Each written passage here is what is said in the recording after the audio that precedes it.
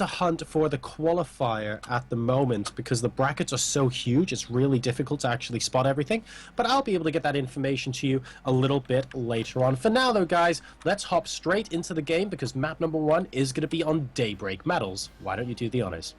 Well, spawning down in the lower left position, we've got the purple Protoss player from Team Millennium. It's Feast. And his opponent spawning up in the top right position from Team Neurosoft. It's the red Protoss player. It's Welmu. Alright guys, so pretty exciting stuff here, and two very strong Grandmaster players. I wouldn't say either are particularly noted for winning major tournaments or stuff like that, but they're the kind of pro players that are consistently good and are able to just take a place in any major worldwide tournament, and you wouldn't really blink to go, why is that guy there? You wouldn't say that because they really are that good. And facing off here in the round of 16 just goes to show the level of competition there is here. A lot of the non-pros have now been weeded out. A couple have tried to make some good runs and have made names for themselves. I'm going to be taking a look at the brackets over the coming days to see just who those players were, because they're definitely worth keeping an eye on. But for now, though, 2 spots up for grabs, and one of these guys goes home after this best of 3.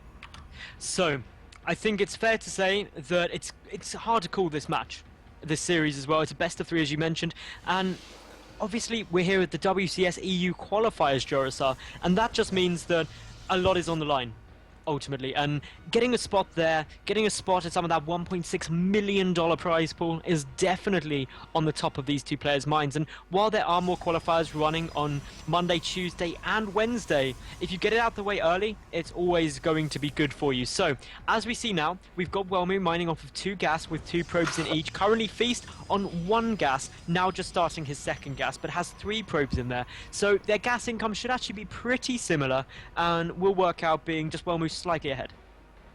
Yeah, not too much to split at the moment between these 2 players. Really just splitting hairs at this point.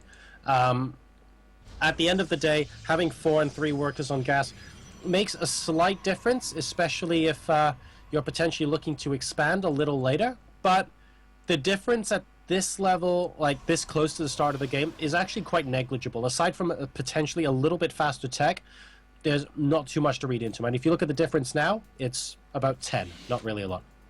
Yeah, so as we see, the big difference I'm really noticing is the fact that Welmu does not yet even have his Mothership Core started, whereas Feast has got that out, and I think it's fair to say that getting an early Mothership Core is very beneficial. It racks up more energy, and that in itself can be very, very potent. And apparently some of the observers getting a little bit of lag or something, but there is an awful lot of people in the lobby, or actually in the game, so that could be a reason for that. Now, as we can see, the Mothership Core is now getting started for Welmu. Both players looking fairly even, 1 stalker each, but clearly Welmu getting slightly ahead there, having 2 gates producing, and that's why his Mothership Core was delayed. A 3rd gate now being thrown down for Welmu as well, so really committing a lot to some gateway pressure. Yep, it looks like the aggression is definitely going to be popping on here soon. The Mothership Core spotting that Stalker and immediately running back. Not that many shields on the Mothership Core, of course, just a few shots from the Stalker, almost depleting everything. And now we have a little bit of harass going down in the main base. Just as the Stargate goes down, now the Mothership Core did see that the Stargate was going... we saw a building was going down, but I don't know if he clicked on it fast enough to see it was the Stargate. I don't know if he did either, and that of course is a really, really tough thing because you need to know what that building is. It gives a lot away. Currently though, we've got just the Stalkers for Welmu. One of them going down there. That was a brilliant little snipe off the Feast. Of course, every Stalker you kill early game can really change things up quite considerably. Feast is just starting though, his Nexus behind this and his Stargate. That means an earlier expansion, but he's got less gateways, and that's the sacrifice he's making for it. The Welmu can produce 3 gateway units at a time compared to just 2 of his opponent. Now, this is interesting mind game-wise as well, because Feast made it look like, well, to be fair, he did try and apply as much early game pressure as he could to Welmu. So that's put Welmu in a defensive stance. But what Welmu doesn't know yet is that Feast wasn't going to continue up with more aggression. He's actually doing this so that he can safely expand behind it. And as long as Welmu is still stuck inside his own base, he's not going to know this for quite a while.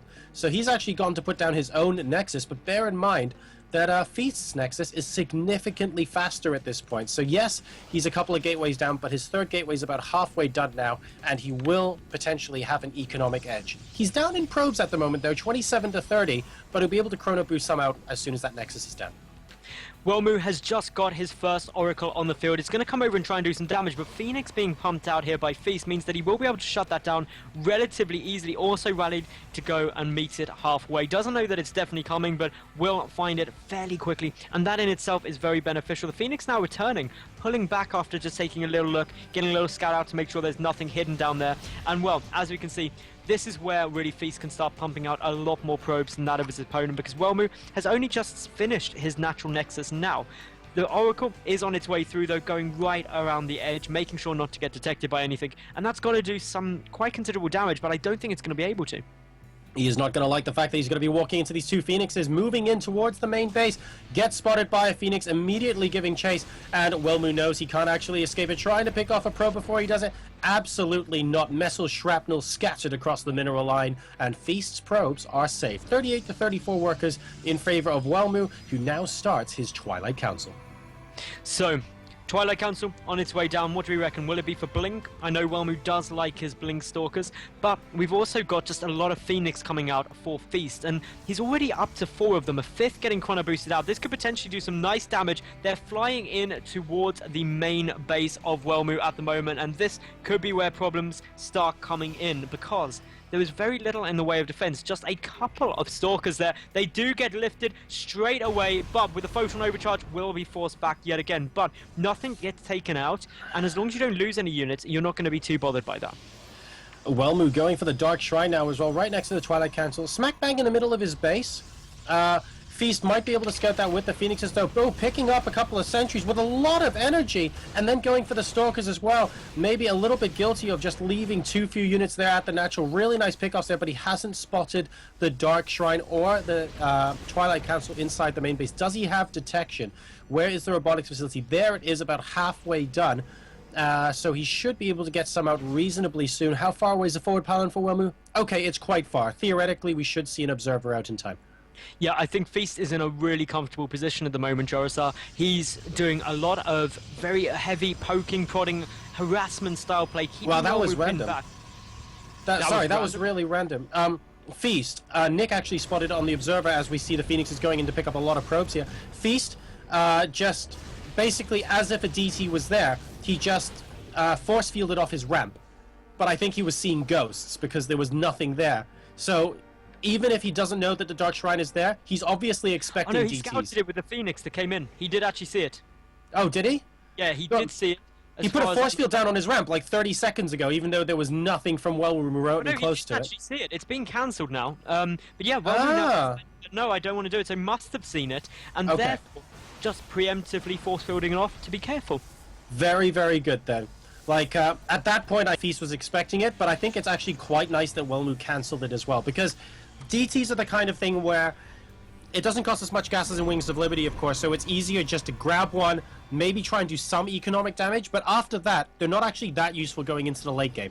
So you might as well cancel and get your money back while you still can. The Phoenix is forcing a Photon Overcharge at the natural expansion as well, so that's going to please Feast quite a bit. He's saved all 6 of these Phoenix so far, and they're doing a decent amount of damage because Feast is now ahead in the worker supply, 54 to 49.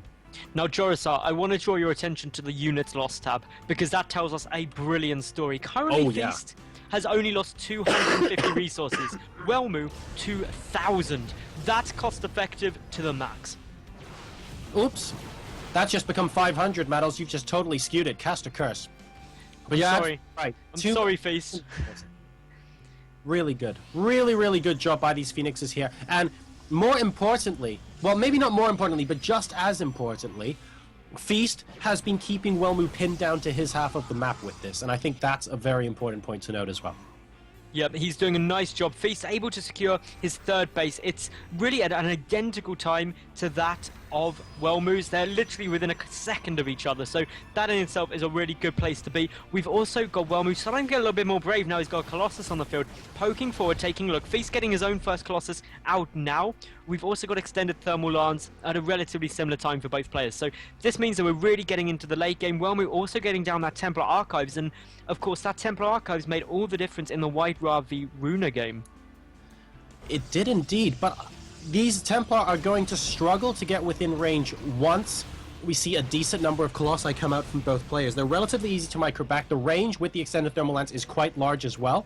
So very tricky to try and kill Colossi with Storms, and at the end of the day, Colossus can step forward and kill High Templar with just a couple of swipes. They need to be very, very careful there. If we take a quick look at the production tab, both players are essentially identical right now, with the exception of the Templar Archive now coming down for Feast as well. Going for Zealot Charge, Colossus, we're going to see a relatively identical unit composition going into the late game.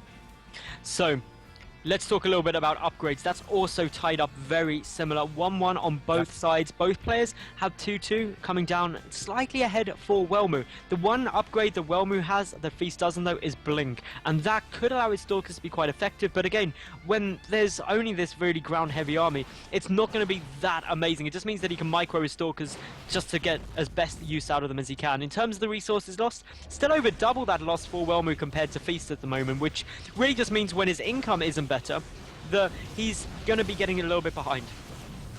And Feast moving out across the map now, picking off a couple of Stalkers with those Phoenixes supported by those Stalkers and Colossi. Let's see if he chooses to move in towards the third base location. Welmu knows it's coming, morphing in a couple of Archons as well. And Feast is going to take control of this watchtower, picking off that poor Stalker that can't actually do anything in response here. Army supplies 95 to 64 in favor of Feast, who has a huge army right now.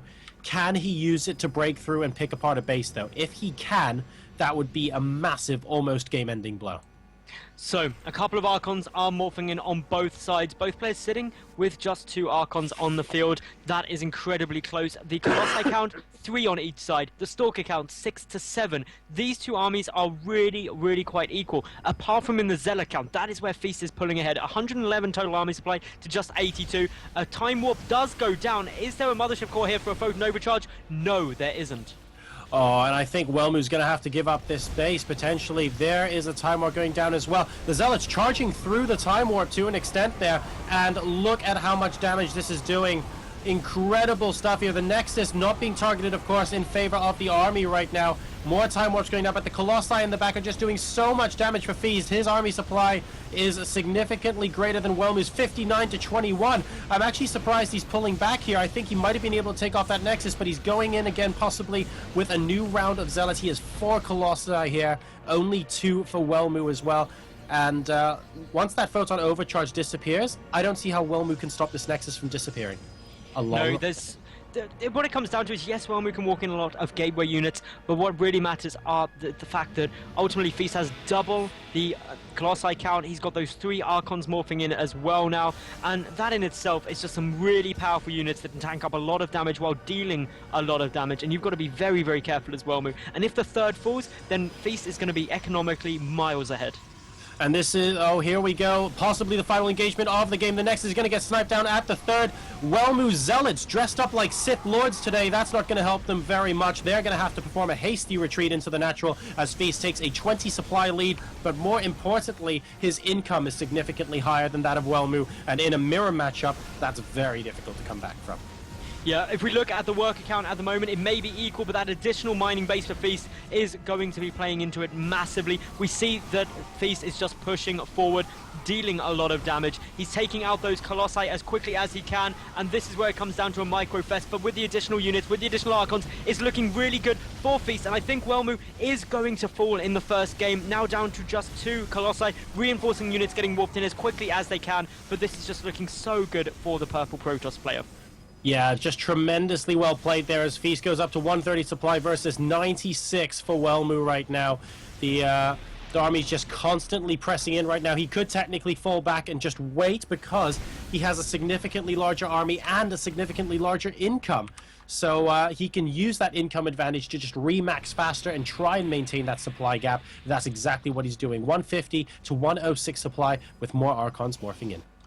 Now, I've got to point something out in the Twitch chat, which is an absolutely hilarious comment. PvP went from lasers, lasers, lasers to lasers, bubbles, lasers. True story. It is like completely bubbles. true. I like bubbles. Bubbles make everything better. I've now And got we've- that scene from Finding Nemo stuck in my head. Thanks, Barmy. So yeah, here we go. We've got Feast now with a good 50 supply advantage moving forward. He's got his 4th base in production as well, as Welmu desperately tries to retake his 3rd. The Colossus count is currently 5-4 in Feast's favour. Upgrade-wise, both players on 3-0 upgrades. Very equal. The Zealots force a cancel of the 3rd yet again, and Welmu so badly needed that to stay up. Some gateways getting taken out of the natural, and this is just looking very problematic for the Red Protoss player. Yup, Feast at some point is going to just move in with his Zealots against this army. Of course, if Welmu just gets, say, 5 or 6 free swipes from the Colossus, he could potentially take apart those Zealots, which is why Feast is just playing it so cautiously. Yes, he's ahead 30 supply, but 30 supply when there are Colossi out on the field and they do so much DPS is 30 supply that can very quickly evaporate. Now he's going to attempt to pincer this army at the 3rd base location without any pesky buildings in his way. The Zealot's actually getting very up close and personal with a lot of this army, actually, and Feast's going to try and come at it from 2 sides. The Colossi not quite inside this engagement yet, and that means Welmu's doing a lot more DPS as it currently stands. He's actually getting a very good cost-efficient engagement, but Feast just started the engagement off with more stuff, and it looks like that's going to be it in a Colossi versus Colossi. GG, and Feast takes the initial game.